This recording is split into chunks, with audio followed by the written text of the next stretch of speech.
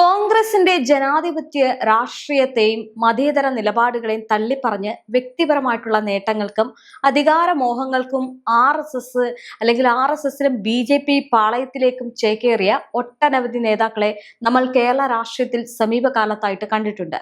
അങ്ങനെ പോയവരിൽ പലരുടെയും രാഷ്ട്രീയമായിട്ടുള്ള അടിപ്പടം തേഞ്ഞുപോയ കാഴ്ചയാണ് പിന്നീട് കേരളം കണ്ടത്. അങ്ങനെ ഒരുപാട് പേരെ ഇപ്പോൾ കാണാൻ തന്നെ ഇല്ല. അതായത് അധികാരത്തിൽ വരും, ഇന്ന ആള് ഇന്ന പൊസിഷനിലേക്ക് എത്തും എന്ന് പ്രതീക്ഷിച്ചും അവരാഗ്രഹിച്ചും കൊണ്ട് കയറിയ ഒരുപാട് പേരുണ്ട്. പത്മജ, അതുപോലെ തന്നെ അനിൽ ആന്റണി, അങ്ങനെയുള്ളവരെ ഒന്നും ഇപ്പൊ കാണാനില്ല. ഈ പദവികൾ മോഹിച്ച് വലതുപക്ഷ രാഷ്ട്രീയത്തിന്റെ തണൽ തേടിപ്പോയി ഒടുവിൽ വലിപ്പമില്ലാത്ത വെറും ഒരു കറിവേപ്പിലകളായിട്ട് മാറിയ ആ ഒരു വലിയ നിരയിലെ ഏറ്റവും ഒടുവിലത്തെ ഉദാഹരണമായിട്ട് മാറിയിരിക്കുകയാണ് അഖിൽ മാരാർ. തന്റെ പഴയ കോൺഗ്രസ് പശ്ചാത്തലം എല്ലാം മറന്ന് വലതുപക്ഷ രാഷ്ട്രീയത്തിന്റെ ഇടനാഴികളിൽ സ്വാധീനമുണ്ടാക്കാൻ നോക്കിയ മാരാർക്ക് ഇപ്പോൾ സംഭവിച്ചത് ഒരു സ്വാഭാവിക രാഷ്ട്രീയ ദുരന്തം മാത്രമാണ്.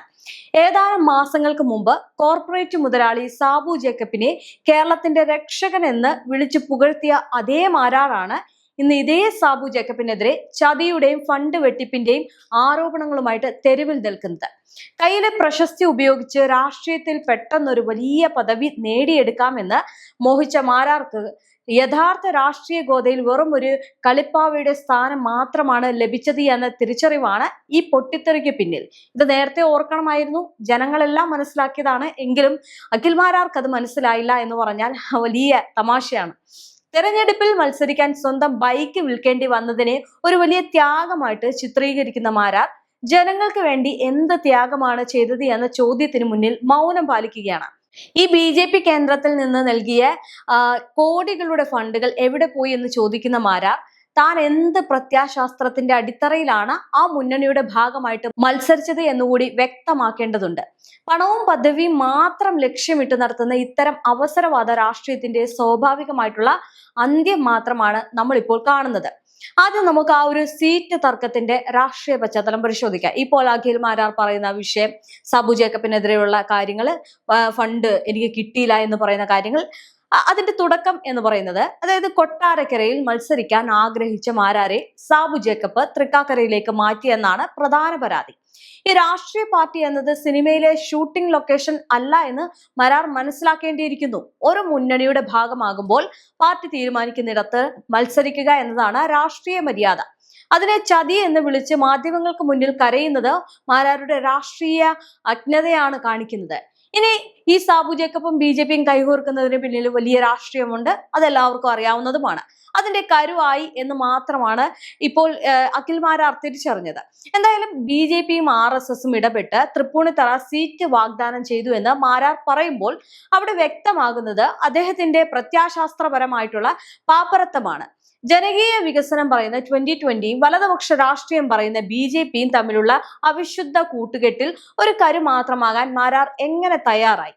പദവികൾ മാത്രം ലക്ഷ്യമിട്ടുള്ള ഒരു രാഷ്ട്രീയ നീക്കമായിരുന്നു ഇതിന് പിന്നിൽ എന്ന് ഇതിൽ കൂടുതൽ തെളിവുകൾ നിർത്തേണ്ട ആവശ്യമില്ല. ഇതിൽ നിന്ന് മനസ്സിലാക്കാം. അതായത് ഈ തെരഞ്ഞെടുപ്പ് സമയത്ത് അദ്ദേഹത്തെ അനുകൂലിക്കുന്നവരും പ്രചാരണ വേളയിൽ അദ്ദേഹം പോകുമ്പോൾ അദ്ദേഹത്തെ നോക്കാൻ വരുന്ന അല്ലെങ്കിൽ കാണാൻ വരുന്ന ആളുകളുടെ ഒക്കെ കാര്യം നമ്മൾ കണ്ടതാണ്. അദ്ദേഹത്തെ എത്രത്തോളമാണ് ജനങ്ങൾ നെഞ്ചിലേറ്റിയത് എന്ന് ആ കമന്റ് ബോക്സുകളിൽ നമുക്ക് വ്യക്തമായതാണ്. കോൺഗ്രസ് വിട്ട് BJPയിലേക്ക് ചേക്കേറിയതാണ്. എന്തെങ്കിലുമൊക്കെ കിട്ടും, അല്ലെങ്കിൽ ഞാനൊരു നേതാവാകും എന്ന ഒരു ആത്മവിശ്വാസത്തോടെ ഈ മാരാർ വന്നതാണ്. പക്ഷേ അവിടെ ഒന്നും കിട്ടിയില്ല. അതാണിപ്പോൾ ഈ മാരാരെ ഏറ്റവും കൂടുതൽ ചൊടിപ്പിച്ച ഒരു കാര്യം എന്ന് പറയുന്നത്. ഇനി തൃക്കാക്കരയിൽ താൻ തോറ്റത് ഈ സാബു ജേക്കബിന്റെ ഗൂഢാലോചന കാരണമാണ് എന്ന് പറയാൻ ഈ അഖിൽ മാരാർക്ക് എങ്ങനെ സാധിക്കുന്നു എന്നതാണ്. കാരണം അദ്ദേഹത്തിന്റെ ഒരു വീഡിയോ പോലും ഒരു മര്യാദയ്ക്കുള്ള കമന്റുകൾ കുറവാണ്.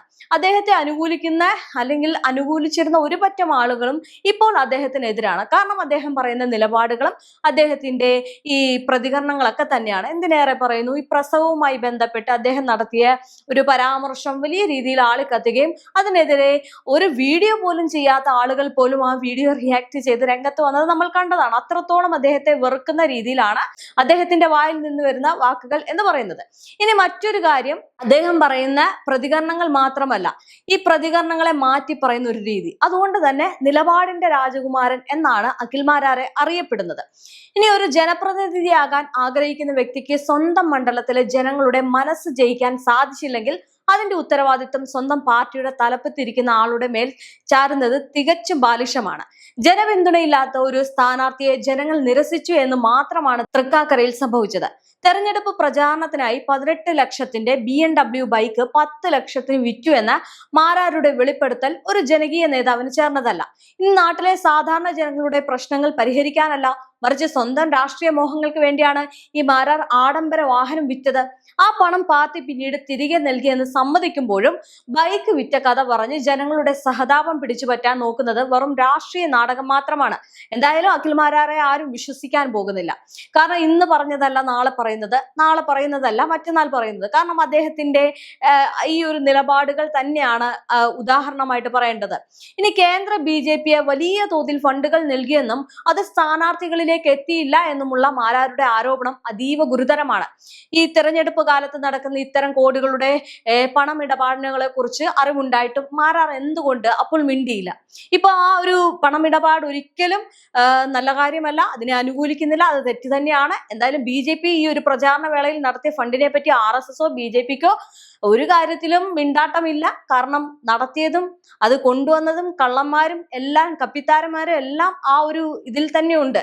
അതുകൊണ്ട് ഇനി എന്ത് മിണ്ടും എന്നുള്ള ഒരു ആലോചനയിലാണ് ഈ പറയുന്ന രാജീവ് ചന്ദ്രശേഖർ പോലും. കാരണം ഇത്തരം കാര്യങ്ങളൊന്നും അവർക്ക് മിണ്ടാട്ടമില്ല.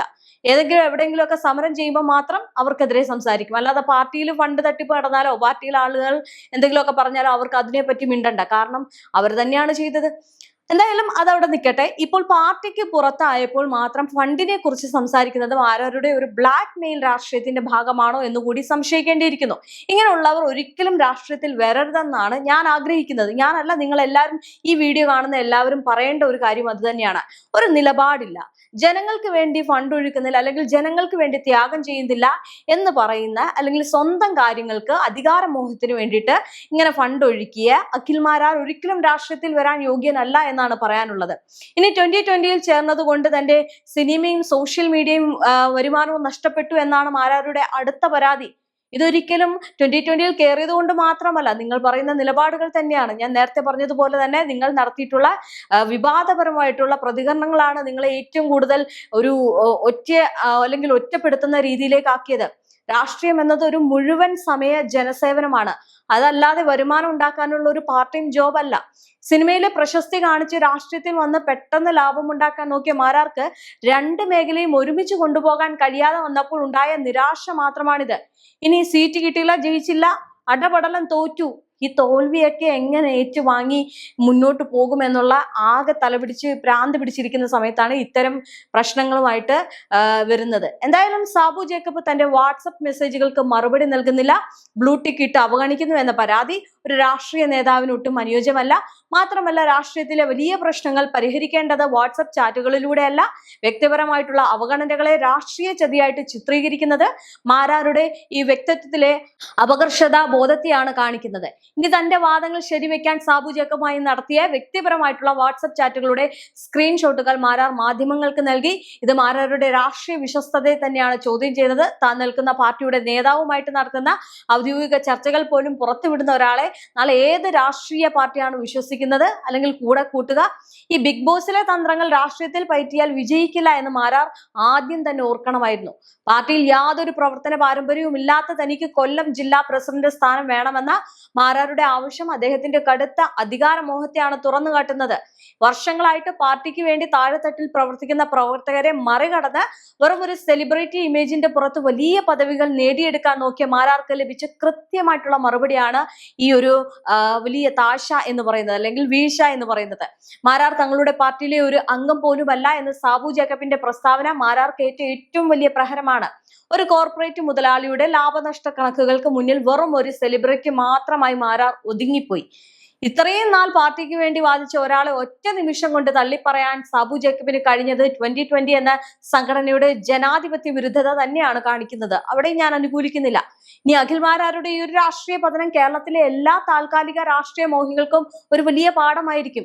കാരണം പ്രത്യാശാസ്ത്രപരമായിട്ടുള്ള അടിത്തറയില്ലാതെ വെറും പ്രശസ്തിയുടെയും പണത്തിന്റെയും ബലത്തിൽ രാഷ്ട്രീയത്തിൽ വന്ന് പെട്ടെന്ന് നേതാവാകാൻ നോക്കിക്കഴിഞ്ഞാൽ ഇങ്ങനെയൊക്കെ സംഭവിക്കും. ഇനി സാബു ജേക്കബിന്റെ കോർപ്പറേറ്റ് ബുദ്ധിക്ക് മുന്നിൽ തോറ്റുപോയ നിലപാടുകളുടെ രാജകുമാരൻ ഇനി ഏത് പുതിയ നിലപാടുമായിട്ട് വരുമെന്ന് കണ്ടറിയാം. ഇനി മറ്റൊരു കാര്യം കൂടി, ഇപ്പോൾ BJP-യിൽ വലിയ ഫണ്ട് തട്ടിപ്പൊക്കെ നടന്നിട്ടുണ്ട് എന്ന് സ്വന്തം അണികൾ തന്നെ പറയുമ്പോൾ അത് എങ്ങോട്ടൊക്കെ ഒഴുകിയിട്ടുണ്ടാകും എന്നുകൂടി ഈ അഖിൽ മാരാർ പറഞ്ഞ വിഷയത്തിൽ ചിന്തിക്കണം. എന്തായാലും അഖിൽ മാരാർക്ക് അടപടലം തേഞ്ഞൊരു അവസ്ഥയാണ്. പക്ഷേ അദ്ദേഹം പറഞ്ഞിട്ടുള്ള ഈ ഗുരുതര ആരോപണങ്ങൾ ഒരുപക്ഷെ അന്വേഷിക്കേണ്ടി വരും. അവിടെ അറിയാം ഈ പറയുന്ന BJP-ക്ക് തെരഞ്ഞെടുപ്പുമായിട്ട് ബന്ധപ്പെട്ട് നാട്ടിലൊക്കെ അയച്ച പണത്തിൽ എത്ര കോടി കൊടികൾ വാങ്ങി, അല്ലെങ്കിൽ എത്ര കോടികൾ ഫ്ലെക്സ് വാങ്ങി, അങ്ങനെയുള്ള ഷോളൊക്കെ വാങ്ങി എന്നുള്ളത്. എന്തായാലും BJP നടത്തിയ ഫണ്ട് തട്ടിപ്പ് ഇതിന്റെ ഒരു ഭാഗമായിരിക്കാം എന്നുകൂടി ചിന്തിക്കേണ്ടിയിരിക്കുന്നു. എങ്കിലും ഒരു കാര്യം കൂടി പറയാം, നിലപാടിന്റെ രാജകുമാരന് കിട്ടിയത് 8ന്റെ പണിയാണ്. ആ പണിയിൽ എല്ലാം അവസാനിക്കട്ടെ എന്നുകൂടി ആഗ്രഹിക്കുന്നു. കാരണം ഇനി ഇതേപോലുള്ള കാര്യങ്ങൾ ചെയ്യുമ്പോൾ നോക്കിക്കണ്ട് ചെയ്തില്ല എങ്കിൽ ജനങ്ങൾ വീണ്ടും നിങ്ങളെ ഒറ്റപ്പെടുത്തും, നിങ്ങൾ ആകെ മൊത്തത്തിൽ പ്രശ്നത്തിലാവുകയും ചെയ്യും.